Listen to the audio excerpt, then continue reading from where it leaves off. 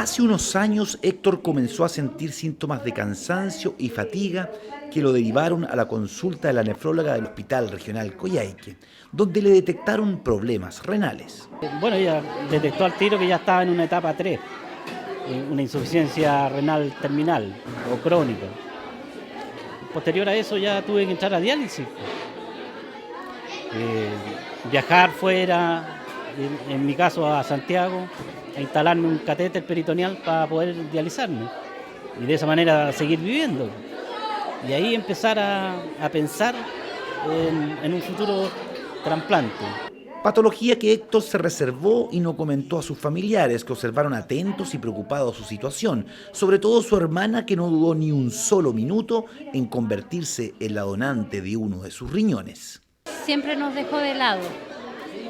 Su enfermedad era de él y él se la bancaba solo. Él nunca supo que yo iba a ser su donante.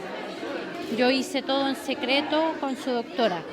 El día que estaba todos mis exámenes, mi estudio, porque te estudian cada órgano, porque tú tienes que estar sano al 100%, recién ahí le comuniqué y lo chantajeé emocionalmente para que no se negara, porque lamentablemente tienen la facultad legal de negarse.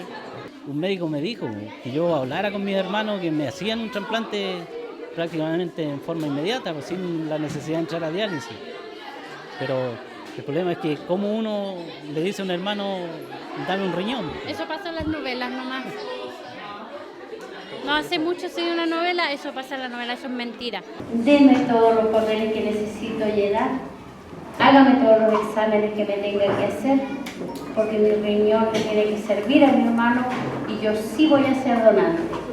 Testimonio que se expuso a alumnos de la escuela Altamira de Coyhaique, donde se intercambiaron experiencias, se aclararon dudas, se educó en prevención y promoción de la salud y se dio el vamos con un simbólico brindis de agua a las actividades de la Semana Mundial del Riñón, que por quinto año consecutivo la región de Aysén se suma con actividades que permiten concientizar a prevenir las enfermedades renales. Realizando una de las actividades menos demandadas al cuerpo médico, como es la educación en salud. Con esta faceta nosotros podemos prevenir y actuar directamente sobre una de las patologías, como es la enfermedad renal, que es una enfermedad silenciosa y que si nosotros no tenemos un buen nivel de educación, podríamos llegar tarde. Actualmente en la región de Aysén son 87 pacientes que se dializan, tanto en hemodiálisis como diálisis peritoneal, además de 16 trasplantados que reciben el apoyo en sus tratamientos, pacientes que en su momento presentaron los síntomas característicos de esta enfermedad.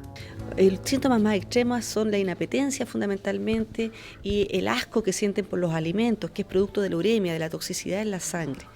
Pero síntomas que también pueden ser secundarios a la anemia que se genera por la insuficiencia renal, que es decaimiento, palidez o un tinte amarillento en la piel, producto también de los tóxicos. Pero como le digo, esos son síntomas inespecíficos que se denominan desde el punto de vista médico. A medida que ellos comienzan el tratamiento, se produce un proceso que se llama el duelo, que es el aceptar el tema de la enfermedad, el entorno, su familia, porque es un cambio totalmente drástico de vida. Es totalmente drástico de vida. Entonces, para ellos ya es difícil el tema laboral, porque tenemos pacientes que lamentablemente tenemos que pensar, cuesta mucho reinsertarlo laboralmente, porque ellos son pacientes que se dializan 3 veces a la semana y esas 3 veces, cada sesión consiste 4 horas. Y más el trayecto, el hecho de entrar a la diálisis 1 hora más, le agregamos 5 horas. A esto hay que sumar cómo sale el paciente, porque en muchas ocasiones se descompensan producto de la misma diálisis. Es un proceso, yo en particular encuentro que es una enfermedad bastante canalla porque es muy silenciosa. No es una enfermedad que los pacientes tengan síntomas previos como dolores, porque arraigado el tema de la hipertensión con la diabetes, en conjunto son los que disminuyen la función renal. Y bien lo sabe la señora Emelita, que hace un año está en tratamiento, llegó directo a hemodiálisis. Para mí la hemodiálisis no es muy agradable, porque uno sale mal no, pero no sale bien. los primeros días, no sé después, porque uno ¿Qué sentía cuando salía? de repente salía con frío, con baja presión, o sea, llegaba a acostarme nomás. Ante tan complejo escenario, tomó la decisión de cambiar su tratamiento a diálisis peritoneal domiciliaria, fomentando su autocuidado. Sí me la habían ofrecido, pero yo no me decidía porque lo hallaba como difícil para uno. Como de aprender, de poder hacerlo solo. Claro, y no, pues no es así, uno acá le enseñan todo y va lista para hacer su... Para tener un autocuidado en casa. Claro, y hay que tenerlo con mucho cuidado, ser bien constante con las horas. Si a uno le dijeron ya 8 horas, las 8 horas tienen que ser. Hay personas que no se las hacen y por eso que no les da resultado. Contrasta con la hemodiálisis, en donde hay una máquina que limpia la sangre, la devuelve limpia, la tóxica la saca, la devuelve limpia y se hace a través de una arteria, ¿cierto?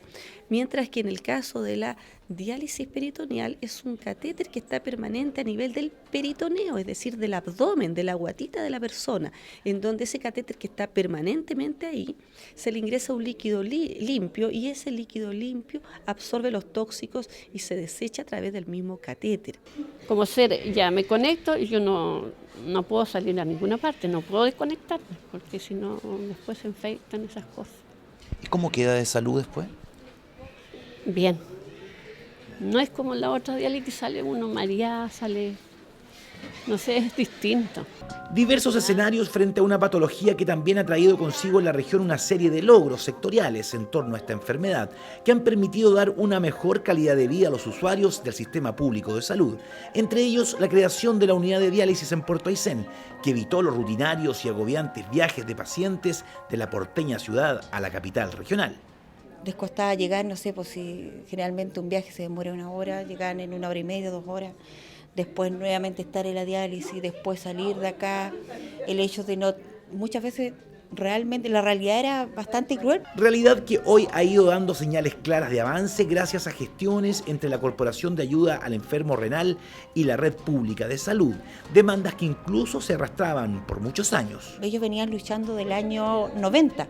Para lograr conseguir una colación intradiálisis, que la colación intradiálisis es la colación que se da cuando las personas se están dializando y que eso faculta para que la persona generalmente no se hipotense, no se le baje la presión, no se descompense cuando sale de su diálisis, termina de dializarse.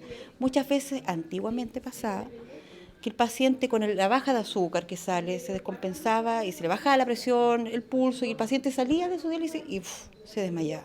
Y esta colación no es solamente una medida de confort para el enfermo, es un plus en otros aspectos. Los enfermos tienen malnutrición generalmente de base y además riesgo de hipotensión o de tolerar mal el procedimiento.